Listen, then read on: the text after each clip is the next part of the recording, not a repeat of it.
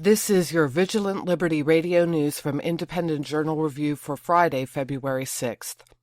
Jordan sent 20 F-16s into Raqqa, Syria, Thursday in response to the release of the ISIS video depicting the execution of their pilot, Lieutenant Moaz al-Qasasbeh. Preparation for the mission, dubbed Moaz the Martyr, was depicted in a video that was released by Jordan, which showed Air Force personnel writing on the missiles. Two of the messages shown in the film were, quote, "We'll show you hell from the Jordanian Air Force," and, quote, "From a brave Jordanian woman to you, Baghdadi."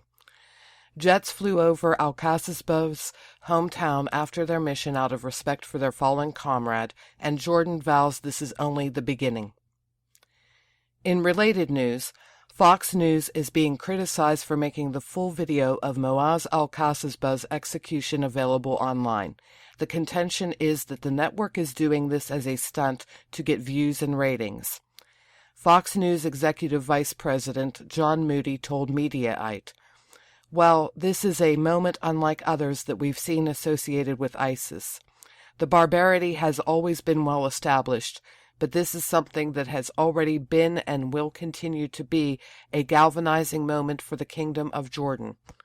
People have asked since 9/11, where are the moderate Muslims when it comes to condemning and fighting global terror?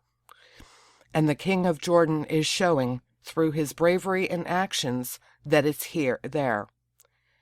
The video drew immediate response from the kingdom, and it'll be a moment seen forever as a turning point. We felt it important for people to understand the barbaric acts that took place."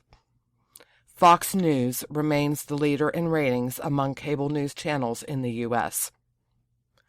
I'm Liz Harrison, and this has been your Vigilant Liberty Radio News from Independent Journal Review for Friday, February 6th.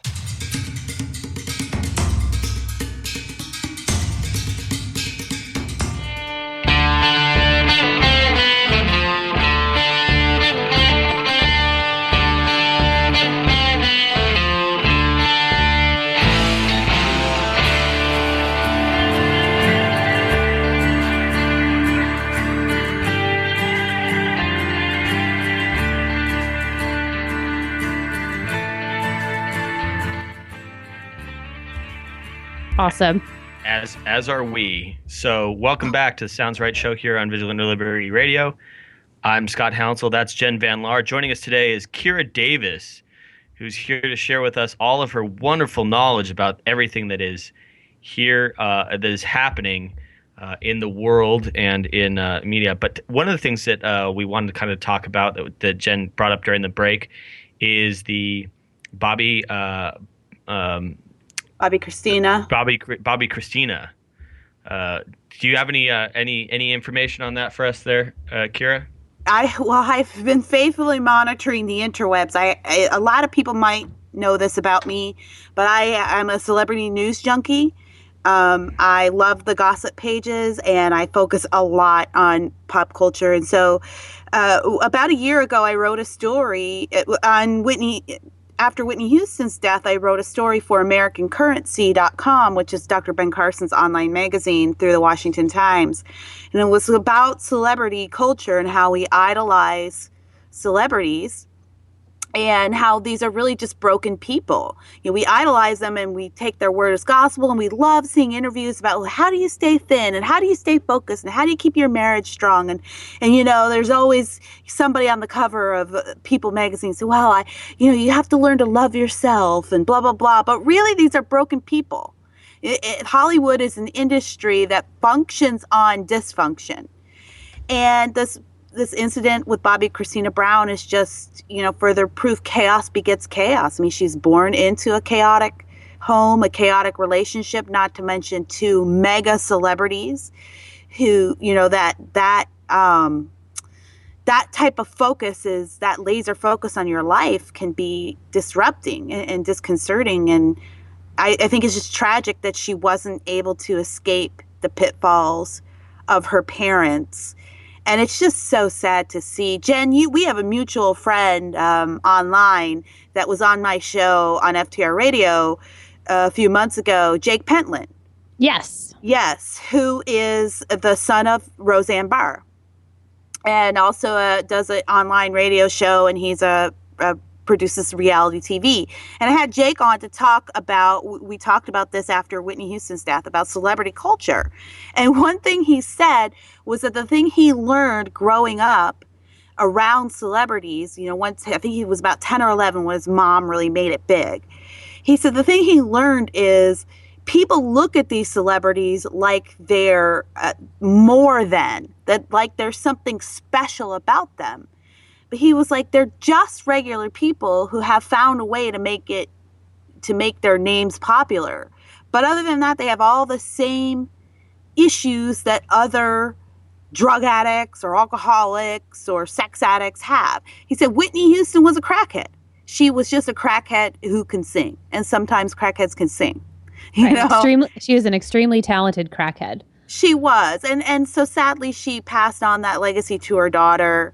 And her daughter wasn't able to escape that. But I just find the whole thing incredibly, incredibly sad. I mean, I know she probably wasn't an angel, but, a lot of this probably goes back to her parents and what they passed on to her. Well, right, Bobby and being Brown, raised by... Go ahead. Yeah, no, Bobby Brown is not a good person. Let's just say that right off the bat. I mean, the guy is talented in what he's done in his professional life. I get it, but he's not a good person. And I don't think that Whitney Houston's drug problems were just of her own. I think that Bobby did a lot to introduce her to that and to stimulate it. This is interesting, Scott. Here's something interesting. Actually, it's they were her own. Whitney Houston always had a reputation because she comes from a gospel singing family, and she always had that pure, beautiful look, right? I mean, she had this all-American girl. She used to be a model for 17 magazine. Whitney Houston was a crackhead before she met Bobby Brown. This is what a lot of people don't realize. He didn't introduce her to anything. As a matter of fact, she may have introduced him to some things. Now, they were both addicts, and so their relationship fed on that addiction. But when she died, there were a lot of people who came out and said, look, I know a lot of people think that Bobby was the one that turned Whitney into this person and aided it, but really that's who she was when they met. That's why they were attracted to each other. Whitney Houston is straight hood. She was straight hood. And if you want to know more or have a peek into who she was, I highly suggest finding some episodes of Bobby Brown's reality show, which only lasted one season, called Being Bobby Brown, in which she was heavily featured. And your opinion of Whitney Houston will change a lot when you see her for who she really is in front of the camera. So they were both addicts, and Bobby Brown is clean now, but he's been clean before. But yeah, I think what a lot of people would be surprised to know is that Whitney Houston has always been a drug addict. She is matter of fact, when her first album came out, she was, I think, 19 or 20. And already there were rumors at that time, and that was long before Bobby Brown, that she was dealing with eating disorders and alcoholism. So she's always had issues.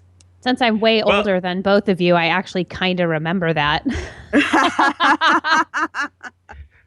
I'm just going to say this, and there's kind of joking but half serious about it. Is if I'm a member of that family, I just take showers from now on.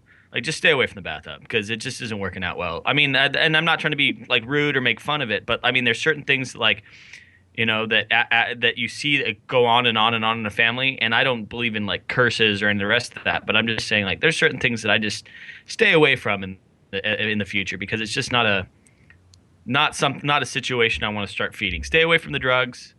That's always an extremely bad thing. Point number 1: stay away from the drugs. That's probably you're more likely to be safe in the bath if you're not using drugs are bad, okay? Yeah, I mean, don't you always know that if you're gonna drink or take drugs, you just don't take a bath afterward? I mean, come on, that's like druggy 101. You should be learning that. I know, and I think like Whitney was an accident. She was an addict her whole life. Even you can go back and find interviews. There's an interview she did, I think, with ABC at one point when she was pregnant with Bobby, or just after she had Bobby Christina. And she said, I'm a functioning drug addict. That's what she said. I'm a highly functioning junkie. So I think that she just that was her life, and that was an accident, and the coroners ruled it an accident. I suspect that Bobby Christina may have purposefully, got into that tub with the idea that she just didn't. Maybe she wasn't like, I'm going to drown myself, but maybe she got into that tub thinking, I really don't want to live anymore. Yeah, and if something happens, then something happens. And the thing with Bobby Christina too is she's really just a kid that was raised by two addicts and that horrible abusive type of thing. There was money involved and privilege, but that doesn't change the emotional toll that took on her. And you can go back to that show, Being Bobby Brown, where she was maybe 11 or 12 at that time. And I remember watching the show, and they embarrassed her. Like, you could tell that she was the adult in the room a lot of the times, and she was embarrassed by their behavior. And you could tell that she was stressed by how they acted. I mean, it was very revealing. It's too bad that, looking back when I was watching the show, you didn't really see it as a precursor to all this tragedy. But God, the girl really didn't have a chance. She never really had a chance. It's so unfortunate to see that, with as much opportunities as her parents, being as wealthy and as successful as they've been, how much opportunity they could have given her. And in reality, she, like you said, she never had a chance. I mean, I look at what I try to give to my own children, and I'm, apple pie America, middle class, single family house, 2.1 kids sort of thing. And I look at all the opportunities I try to give my kids. And while they may have tried to give her those opportunities, they should have been much more able and successful at imparting those opportunities to her. And so my heart breaks for the family. I couldn't imagine going through something like that, especially having just recently dealt with the tragedy with Whitney. It just, my heart goes out to him. I can't even imagine.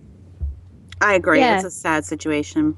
With the whole celebrity culture, like you were talking about, Kira, with it being broken people, I was on our favorite website today looking at Female, and Kira and I, it's a click trap. We both have a problem with getting on Daily Mail to work, right? We're looking for stuff for the articles that we're writing, and that darn right column with Female just sucks you right in every time. And I'm there for like 45 minutes. Yeah. So Bruce Jenner, the Kardashians. So there's a picture of him on here, and broken people. I mean, it just goes back to their broken people. And so Scott and I were joking about it last week that, warning to Kanye and Scott Disick. This is what long-term Kardashian exposure will do to you. I mean, Kanye also is already sporting some man boobs. So. Scott's always been a little metro. I mean, a little metro. Yeah, he's quite metro. Yeah. He's almost Housem metro. He's actually probably the closest to normal in that family. Believe it or not. He is. I mean, he's a totally scuzzbag, but he also will tell them that they're scuzzbags. He's so funny. I mean, if there's anyone that I quietly have as a hero, it's Scott Disick. In that family, yeah. He can, no, it's not just in that family, in the world, because if he can put up with the Kardashians and still maintain a semblance of realism, like with like how he is, everything in his life is fake.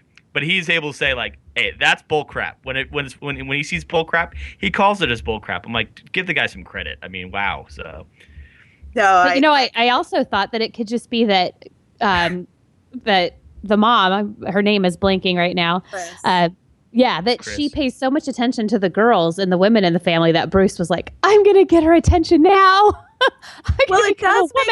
It does make you wonder how this, he purposefully, or maybe not purposefully, but like subconsciously, he chose a woman who already had a house full of women when he married her, so maybe there's like some subconscious thing that he's attracted to.